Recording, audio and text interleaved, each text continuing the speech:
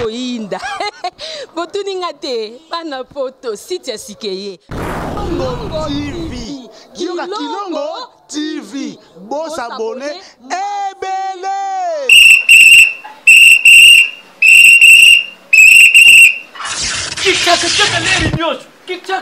Mopepa sika tolima mopepa kalate mikolo solingi osabone obetika point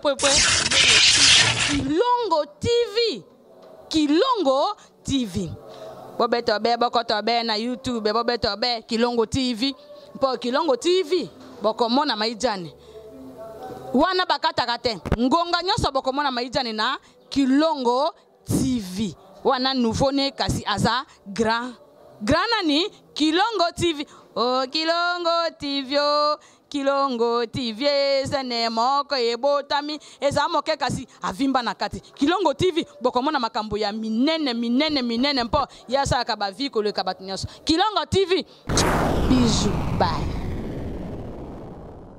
Bana poto bana partout bande ko balandi émission na biso mbote na biso mbote tozo beta lisolo ya ba obsèque ya papa Lutumba Simaro Masia, poète, artiste, musicien, compositeur oyo président ya bana OK ancien ya OK Jazz Boyebi Lutumba Simaro akufi kasi mbutu lelo pona organisation ya ba obsèque na ye ba musicien ba komi ko bendana na français ba bitiraillement problème qui bâti le quoi président ya structure ya organisation ya ba obsèque ya Lutumba Simaro kasi ba musicien misusu ba sepelité ba bi jamais comment problème qui nza ko diriger bango comment problème qui nza ko za en tête ya organisation ya matanga papa Lutumba Simaro aussi longtemps problème qui nza ne journaliste bango balingi makamba ba musicien ezala ba musicien ndenge makambo fenda et joueur oyo ancien biter na ya biter akanda et ezaki ba joueur mutu bazaki en tête ba lobiso ki pe ba comédien ba kufi ba comédien mutu bazaki en tête ya organisation ya obsèque on mona vie masumu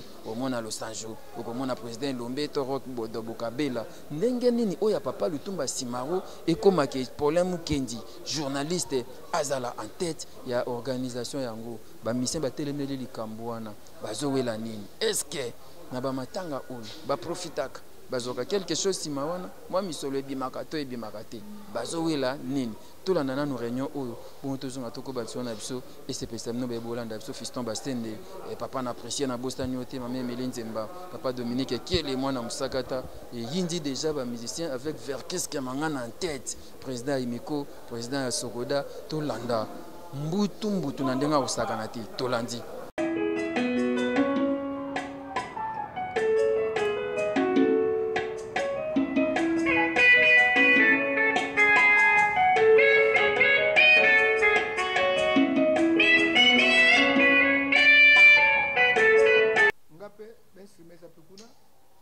Donc, l'orchestre va nous bêta, et bêta awa, et bêta prépa na biso. Yangwana, la VV Center. Yangwana nga na par tous les moyens, va continuer à mon que tous en a souci, il y a Lutumba. On dit que Azaki Motona biso, Nangazaki Kulutu, Gazaki Lekinaye, Yaki Kulutu Nangai. Nagi ou que nous travaillons de temps en temps. Alors, et puis hier, à Zamotomoko a soigné na batute. Na nyo surtout oyo caractère ya zanango. Naza ko senga que tout démontrer que vraiment toki ko lingaye.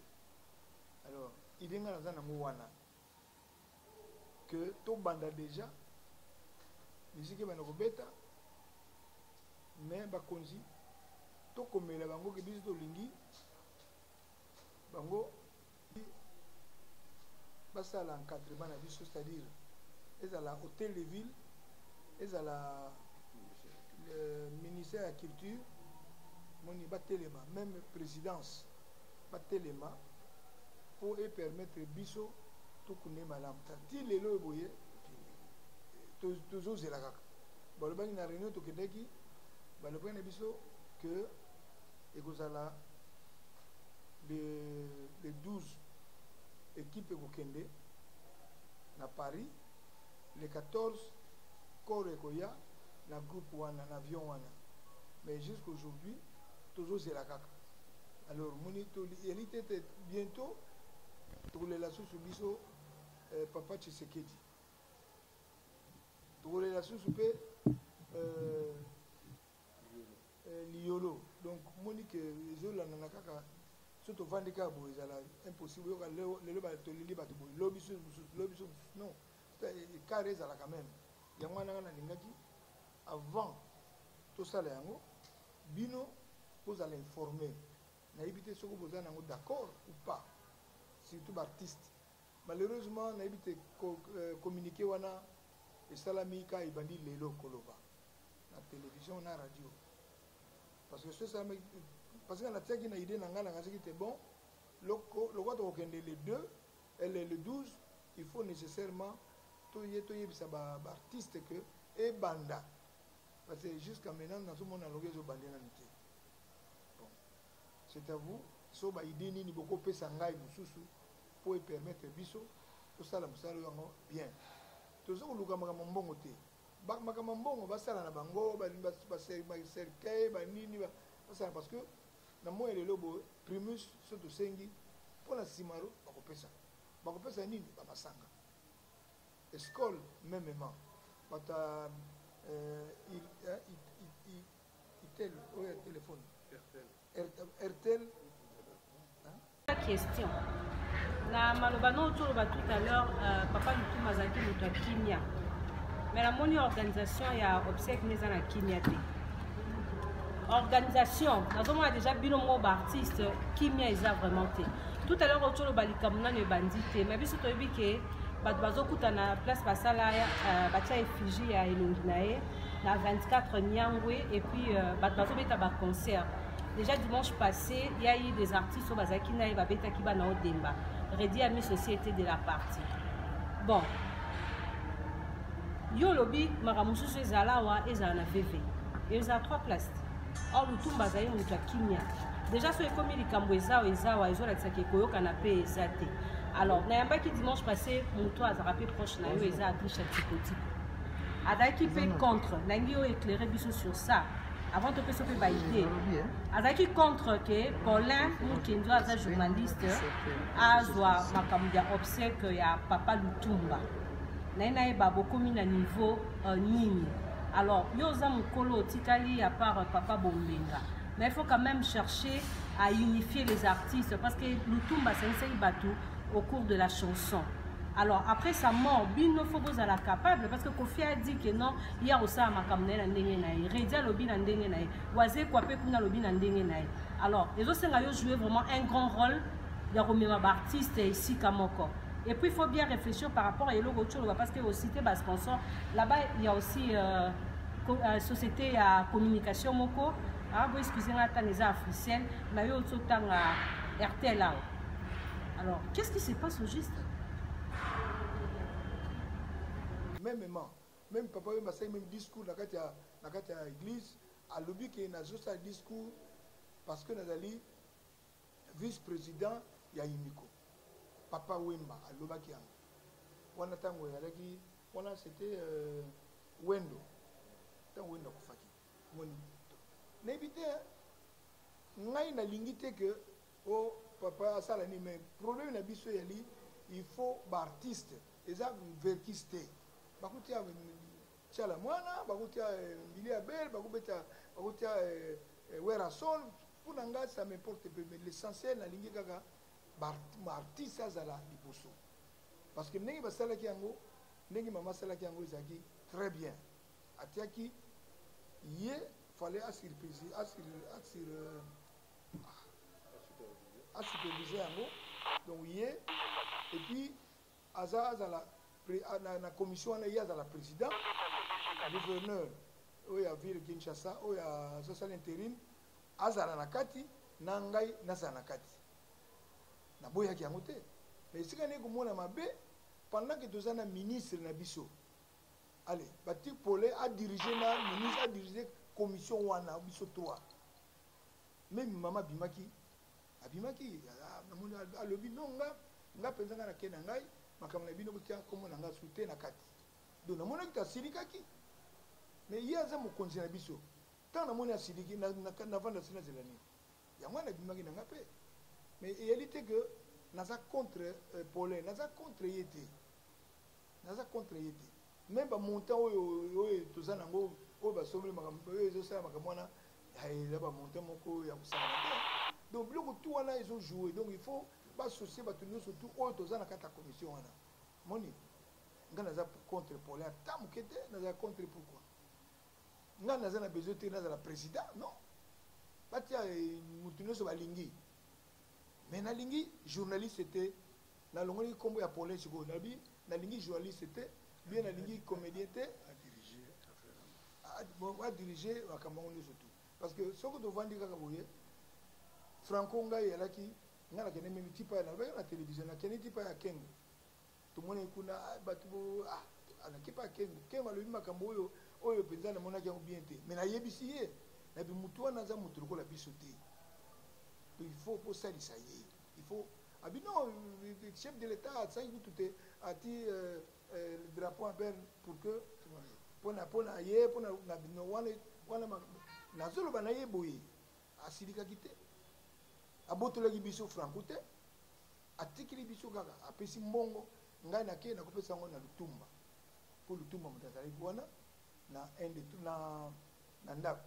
Alors et ça le kaka yete nani oyo chanteur ya Madilu même bato ebele oyo bakufa baza artiste ka bazo diriger banini wana baza na besoin mbongo kwa kate mbongo te ko non parce que luka mbongo non mbongo te ça joue aussi so bino journaliste moko akufi olibisa ngai akufi allez bosala ndenge nini allez bobengi vers qui ça diriger bobsek wana non bino moko bosala ngo bake na epa ya oyo ya kufiku na ino liolo boba misala mtupa ye bakubengana bango kuna parce que bango moko balingi basala yango albongo biso ezala nini biloko biso tovanda kaka botozela non nga naza contre Paulin te naza contre journaliste en tant que journaliste naza contre parce que ya za journaliste moto akufi aza journaliste te nete soki okomprendre ngai mama nayebi te soki okomprendre ngai yo tangi na lingwala wana eza mabe te ngai nakendeki kuna te mais non ezaka wana peut-être batiti na pa ya lutumba na esange mais c'est bien so eza partout eza plus partout eza malamu mais baartiste sikoyo voilà sa bonne foi na bango parce que te que peut-être peut-être transport oui peut-être c'est possible mais que va foutre bango non non faut artiste orchestre penza et tout sentir penza que artiste balingani c'est artiste plasticien donc là on a ça ici na académie de musique nazali par rapport à peut-être les pour la scène monument c'est les terres alors vraiment tolandaki mbela na télévision tolandaki yango mpe na télévision olobaki ndenge mama pose motuna awa eza na mwa kwak moko eza na kati pete boko koloba te wana ye adirige ministre adirige ngai adirige motu mais c'est comme ça apparemment nzoto na ye eza na njili na tala na chinois so na baki te nasola bango te mbala mona kiti ezala problème. Ok, ami ba. Depois ele parte fica muito pouco. Mas parte que só. Olha, expliquer la mais avant après ça m'a fait une proposition pour la communiquer oyo na kotanga en fait oyo koleka na ba télévision ya mo pesi ya tango namoni idée eza malamu mais la place mibale wana ngai soki une place moko ya pato mais simaro aza motu moko bato mingi soki bozotia place moko po ezala baplace même na banjili mpe kosala batekuna mpe partout kitambo tout ça moni simaro azaka moto ya matombe te ya butu ya lingwana te bon à la fin de la réunion convoquée par M. Kamwangana Mateta, Verkis, président de l'UMICO et de la Sokoda, il est décidé que 2 autres sites sont ouverts à partir de ce 11 avril 2019, où les musiciens viendront se produire et exécuter les chansons du poète Lutumba. 2 sites sont 1, 2, 3 et VV Sainte. Tandis que le programme officiel des obsèques sera fixé par Son Excellence, Madame le ministre de la Culture, à partir du 14 avril 2019. Merci. Merci. Et je vous comprends là, non? Et voilà, après la réunion, comme je vous avais dit, on est là avec Adrissa Tipo, l'homme des HT. Adrissa, bonjour. Bonjour mon frère. Merci, merci. Pareillement. Il y en a qui ont TV, aux fâchés, aux musiciens. Pourquoi les musiciens les dévantés, obsèques à Papa Lutumba Simaro, il fallait des musiciens kaka, bas à la tête. Oui, et ça on a partout. Hein. Même tant journaliste à Koufa, on a des journalistes et journalistes en avant-plan. Et les autres, net artistes musiciens, théâtre, pour les accompagner. Même les autres joueurs à Koufi, jamais organisé. Kachirement bobatia za na tête de délégation Zarate et puis photo ye ba na mboko to ye ba ko pesaka valeur na ba o ba salaki ndenge petit frère propre Jibem Piana Lobara respecter les gars qui ont vécu petit frère propre Jibem Piana Lobara respecter les gars qui ont vécu donc ba vie que mongana ce sont des gars qui ont vécu ba sel ba makambo ebele donc ba to ebele lelo bazali po ki mongana zalaka so ki mongana zalaka tembele ba tona pi bazate mais na mboka na biso il arrive des fois to ignoraka ko ignorer ba présence ya bakulu to eza mabe motoko la Verkis ka mwangana awa inde to baza ko beta na Lutumba awa place to zali awa to ba beta na Lutumba na OK jazz et puis na ko pesa bino sur information moto asuka présent Lutumba a benga za présent Verkis en ma présence to uti réunion à Sokoda to zozonga allo Verkis n'a besoin na yo yakala ndaku to komi na palave Lutumba na yo pour accompagner président Verkis to zalaki na kati ya karti ngako dum nazo mema ve ti to komi pa ya Lutumba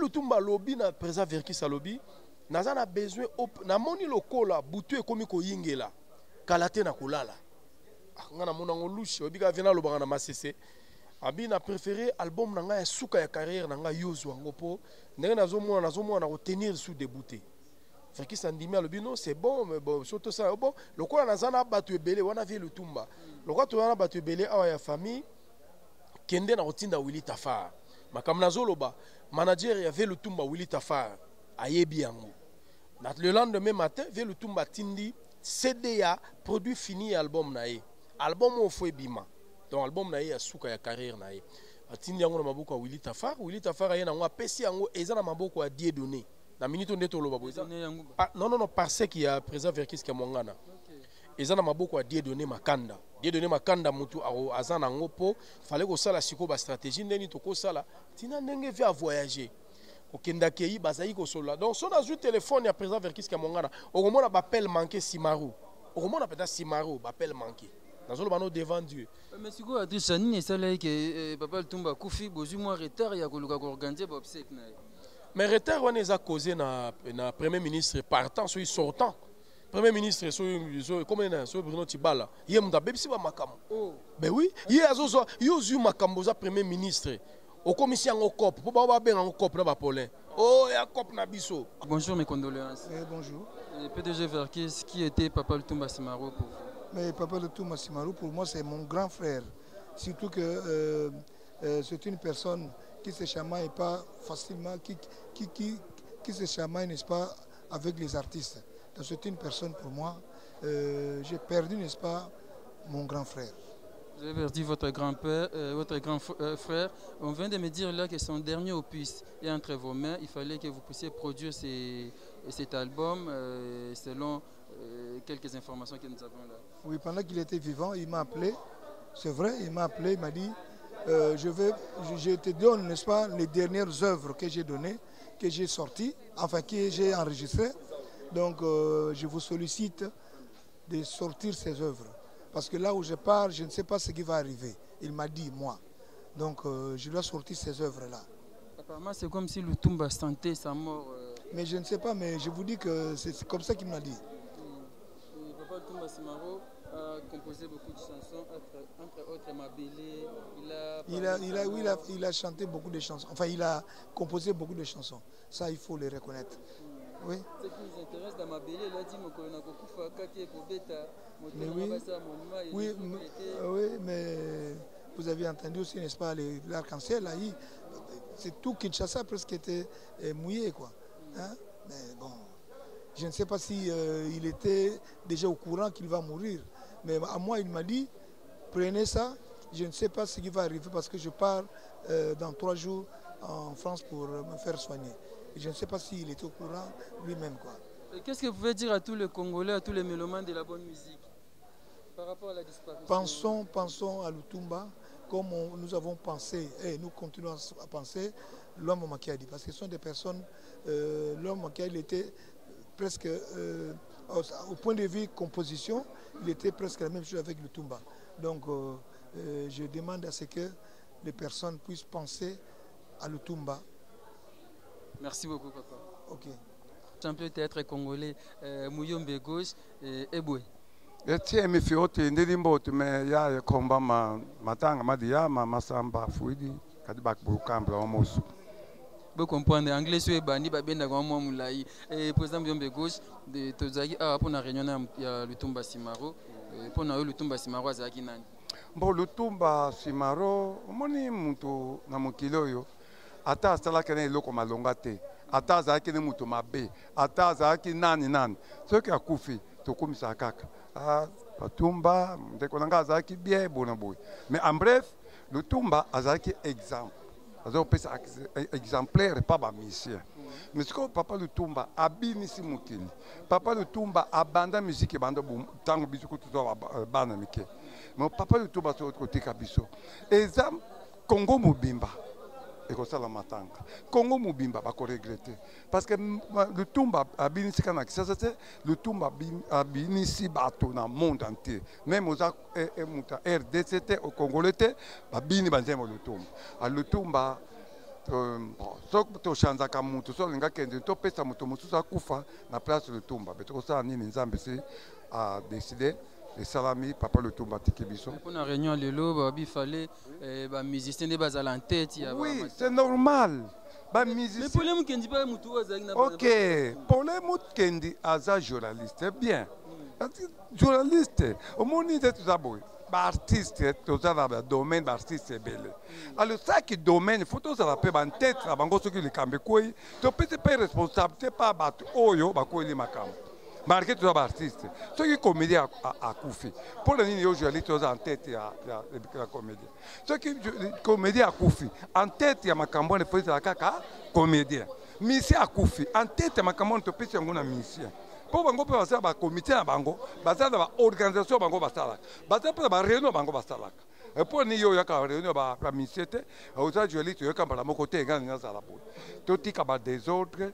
Totika parce que tout au kunda maman Marie de Sambo. Tout au comme maman Marie de Sambo. Marie de Sambo suka zakini. Bazuyo kana biente.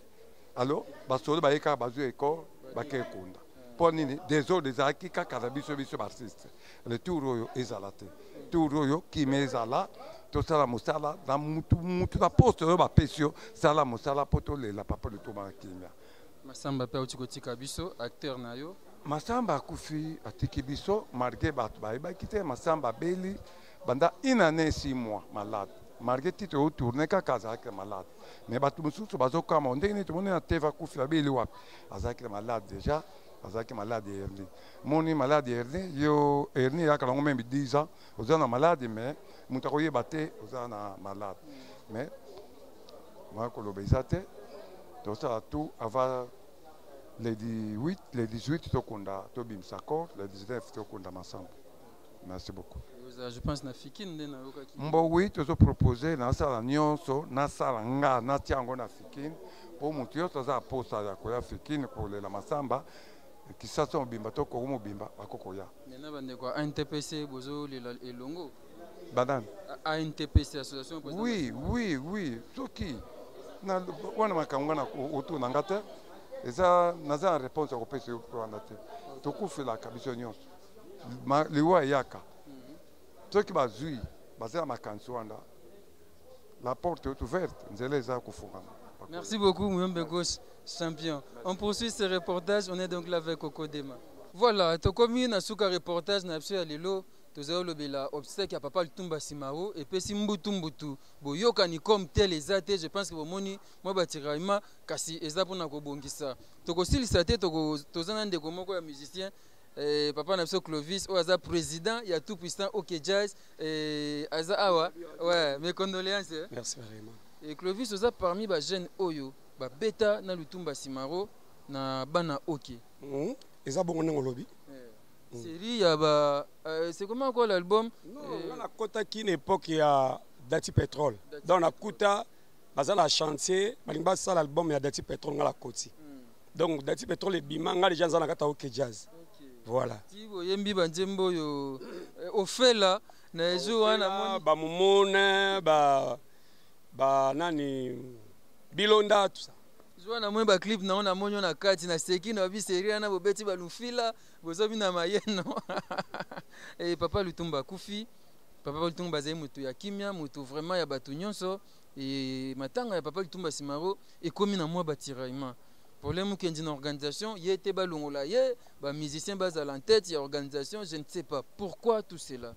Non, au moni système mo comme na mboka na biso. Ceux qui mutaye ban artiste makasi ayebana on dirait comme commerce. Batu bakoya comme cop batu ba nzinga wana po balukaka balia mbongo. C'est normalité. Est-ce que yib sanga penza problème qui na PDG Verkis. Rapport ni ça. Ba comprendre ba ondeni. D'abord PDG Verkis azali artiste ya OK Jazz. Azalaki chef d'orchestre ya Simaro tango Franco azalaki. Donc azalaka clan OK. Ozomona donc pour les journalistes, les organisateurs culturels, tout le monde a ça mon mboka activité culturelle et belle. Tous les africains. Hein, toi africain na masolo ango vers qui ça bana masolo liboso na ye. Ya ko zali boso papa na été. Hein? C'est obligatoire il faut ka Verkis. Oui. Oya kufi aza moko ya clan OK. C'est que Verkis orchestre na ba clan OK wana OK Jazz. Donc ba Verkis ba kono bango wana. Siko yibsanga siko za kolo matango tena sima yo ya liboso. Oya liboso sani. Oya longola Paulin Verkis azonté. Ba longola ye ba tia PDG Verkis. Apparemment c'est comme si nous avons un intérêt dans l'obsèque à Lutumba Simaro. C'est comme si moi le chocho ko bimabino tout bokolia yango bozolinga ba carte Paulin pour que vous à la l'aise. Pour ba mission to bimino bo organiser makamuka na désordre. Bo yoka ni comme tel les arts lelo. Président Verkis a bien ba musicien. To moni ba weraté, to moni ba fabricateur, to moni ba duplicité, to moni kaka bino kaka clan OK. Moi muke na tout ça tipo moi ndambu et lambi. Non, oui, rason nazalaki awa. Président nimtayi na retard, ba mission su bazalaki bazongi. Président nimtayi na retard. Mutu déjà bandi ko organiser makambo yemo wazo na retard. A organiser ba obstacle. Azu problème na kati sa mouvement na ya kufi. Na ba retard. Non, kufi les artistes. Na kati orchestre na ye. Alors comme famille on est yaki, ba na ko sola, moi epesi moi retard. A 5 besquises. A 5 besquises. To limbisa ye. Woni zo problème te ba artiste ba yaki. E belé bazongi. Yo beta Lutumba Simaro c'est là moi capella nzembo moko za olinga na yebike ze belé Lutumba Simaro non via za blogue belé net na bana ko to sala ba yo Samuel jenga ye zonga minwe betio na kola na papa olali wapio mosana pasina yo wana okoyeba yanga jenga ye pope na nga yo Samuel donc ba zebele mopa ya kotelinga na motema oyo neko de foudre bolingo na yo kaka sango na baninga lelo ekotelinga mobali ya bato akotelinga na motema anzambe oyo neko de foudre babiloko ezebele. Wow, biloko ezebele Papa Lutumba Simaro koma banzembo ebele eliwa Papa Lutumba lectine no sali na liwa na ye. Bon liwa Papa Lutumba moni na clan OK na ba musicien tout ba kofa clan OK et père ba musicien ebele. Ngana koma robanga kasona moni musicien moka ya clan OK ya bando bela tinde vraiment la bela wana na bana mona déjà mabepo na vivre ya John Poy nenga bela ki ndenge tsia ko kufa na vivre ya ya papa Emeki Wakana, Papa Ndombe. Naïbaki, la bonne mon aga suka bongo pende ke suki bongo. Et vraiment dans cinq mingi dans kolo absal c'est la biso jusqu'à Kamokota. Oui biki vie pas à santé za malamu te, mais nzambe vraiment sungaye abatela ye, abomba ye pour que tout le monde aille. Tout le monde a taillé na kata clan OK. Le 14 oyo kor ya papa Lutumba Simaro bazo rapatrier en Wezo Yakini. Oui, nous avons un programme par PDG Verkis. Tout ça, là. Dès que tu as un programme qu'on a PDG Arbi, maintenant ils ont des places, ils ont la Awa, ils ont la VV Santé. Tout ça, c'est la bise de Royen Baga, tu as bêta, tu as bêta, tu as banzé monaï, tout ça, on a pour naï. Mais il y a baki, si Maro Lobaki, tant que ça n'a bon mot. Et comme dit Makamba, papa Lobaki, hein? Oui, si Maro Lobaki. Papa Lobaki. Alobaki nini? L'air en haut et en haut, il y a Koufina Nouti. Na lingi mutoa ya kolobalanga ke ngala apesa nzembo na yema nzembo na yi. Abelela yango muto amona na ti eto boyi tanto kunda Lutumba muta ya loba oh non Lutumba ninga zawana nzembo dati pétrole ngam na pesa ki yango po biso na kata clan OK ba parole to utilisera bango te dati pétrole zesunde dati nanga tonton ibe nzela ya bolingo tondi na mabulu motuka oyo ekumi bolingo na biso yende ezali na maboko na yo tika kotala pembeni okoya komona ba oyo baleki ngai tina nini toswana na se ya ndoto na tongo bongo ekumba ngambo dati ye moto ya kokumbaka makida ti ye akoswana kata kobundaka te o. Wow. Je pense que tu as atteint tout le monde des bandes bêta tokoya et puis on a libanda tokobeta ba evre no soavier e ba mamisa mokanini olingo kumbanga na passeport ba combine ninyo la kisana tanga visa mokanini ozwelinga donc ba kokuta OK jazz et ko beta banze moto Simaro répertoire mubimba Lutumba Simaro tokozwa yango ndenge kaka PDG Verkis abi ba programme ndenge zala awa ba oba oya ba okutana. Merci beaucoup Clovis, toza tokozanayo, merci. Tole la papa Lutumba Simaro na limemia papa Lutumba Simaro azaki moto ya bato, azaki moto ya botosi. Merci et pas na bino nyonso. Je pense que les 14 oyo corps à papa Lutumba Simaro ezoya awa et puis corps ekobima bozo programme nyonso. Merci Fiston Basende, merci mingi et pas maman Milinzemba, merci Angèle Kinkela, merci fils Kinkela, merci maman Nabiso merci beaucoup et puis Coco Dema, merci na bandeko nyonso ba soutenir Rabi Mavinga mikolo toko lelaka papa Lutumba Simaro alobaki papa alobaki na politique papa alobaki na musique pe papa alobaki papa Lutumba alobaki to lele na kimia alobaki mokolo kokufa kake ko beta moto na ye bakata basala monument to stele na place wana na 24 novembre. Je pense que tokuta mbala sima numéro ya sika Coco Dema, merci pas na yo, merci pas maman Lidi, maman Lili, maman ya bana yeto bien ki maman ya bana maman Lili, merci beaucoup. Mama babi poto zera koinda botuninga te bana poto site ya sikeye Kilongo TV Kilongo TV Boss abonné ebele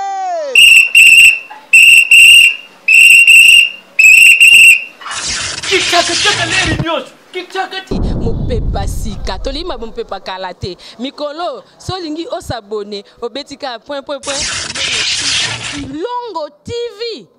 Kilongo TV bobeto be bokoto be na YouTube bobeto be Kilongo TV po Kilongo TV bokomona maijane wana bakataka te ngonga nyonso bokomona maijane na Kilongo TV wana nouveau ne kasi aza grand nani Kilongo TV oh